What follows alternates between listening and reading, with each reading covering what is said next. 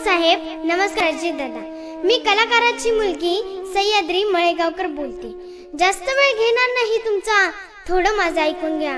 लय नको साहेब, फक्त 2च मिनिटं वेळ द्या.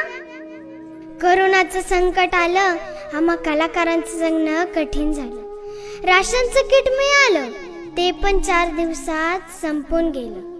मनोरंजन करणारा कलाकार आज कसा जगतोय काय सांगू. पोटाची खळगी भरण्यासाठी सगळ्यांकडे हात पसरतोय. यात्रा जत्रा सीझन सारा घरात बसून गेला. आता तर गणपती नवरात्र उत्सव सुद्धा आला. छोटे मोठे कार्यक्रम होतील तेव्हा घर आमचं भागन, नाहीतर तुम्हाला कलाकाराच्या आत्महत्याचं पॅकेज जाहीर करावं लागन. शेतकरी भाजीपाला फेकेल, कामगार रस्त्यावर येईल. आंदोलन हे साहेब आता साऱ्यांचंच होईल. चालू नाही झाले कार्यक्रम तर बिचारा काय करेल. कलावंतांच्या घरावर भरसणासुदीत नांगर फिरेल. घरात बसून बाप माझा विचार करत राहतो.